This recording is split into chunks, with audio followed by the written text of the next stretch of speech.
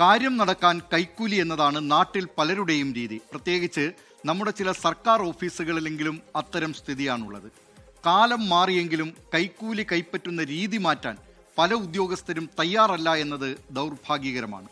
കൈക്കൂലിക്കാരെ തുരത്താൻ തുനിഞ്ഞിറങ്ങിയ വിജിലൻസിന്റെ വലയിൽ ഈ വർഷം കുടുങ്ങിയത് 70 സർക്കാർ ഉദ്യോഗസ്ഥരാണ്.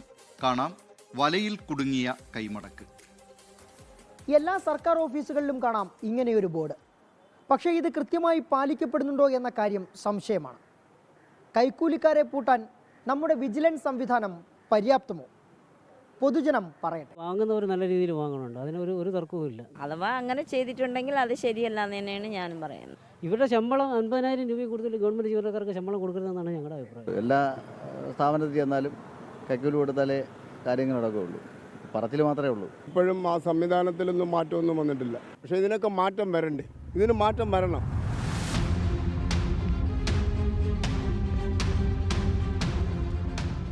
കൈക്കൂലിക്കാരെ തുരത്താൻ അരയും തലയും മുറുക്കി വിജിലൻസ് ജാഗരൂകരായി ചുറ്റുമുണ്ട്.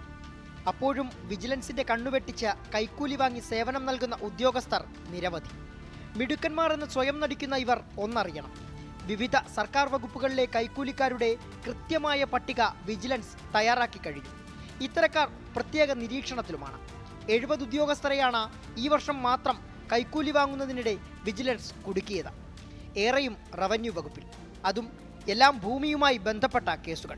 19 പേരാണ് റവന്യൂ വകുപ്പിൽ കൈക്കൂലി കേസിൽ പിടിയിലായത്. 10 കേസുകൾ തദ്ദേശ സ്വയംഭരണ വകുപ്പിലുണ്ട്. മുഖ്യമന്ത്രി കൈകാര്യം ചെയ്യുന്ന ആഭ്യന്തര വകുപ്പിലും കൈക്കൂലിക്കാർക്ക് കുറവില്ല. 6 പേരാണ് ആഭ്യന്തര വകുപ്പിൽ കൈക്കൂലി കേസിൽപ്പെട്ടത്.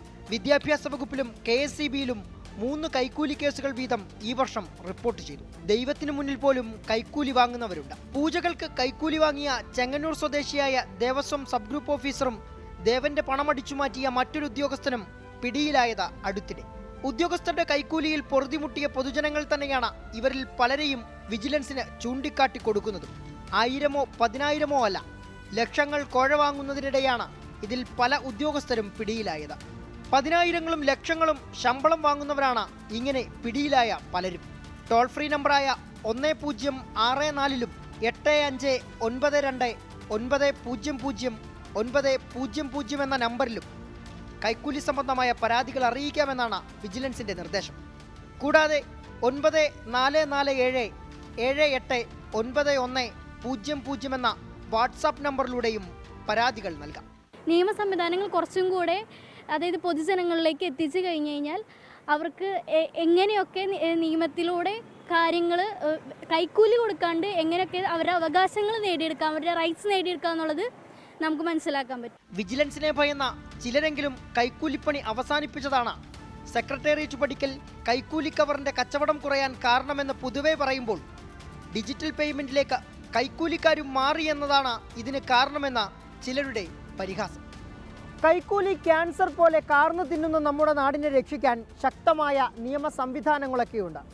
പക്ഷേ അവ പൂർണ്ണതോതിൽ ഫലം കാണുന്നില്ല എന്നതാണ് വസ്തുത. വിജിലൻസിന്റെ ഇടപെടലിലൂടെയൊക്കെ പുറത്തു വരുന്നത് പലതിൽ ചിലതു മാത്രം.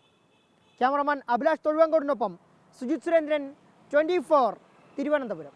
ലോകത്തെവിടെയായാലും ഏത് സമയത്തും 24 വാർത്തകളും ഓഗ്മെന്റഡ് റിയാലിറ്റി പാക്കേജുകളും എക്സ്പ്ലെയിനറുകളും വിശദമായി കാണാൻ ഞങ്ങളുടെ യൂട്യൂബ് ചാനൽ നിങ്ങൾക്ക് സബ്സ്ക്രൈബ് ചെയ്യാം.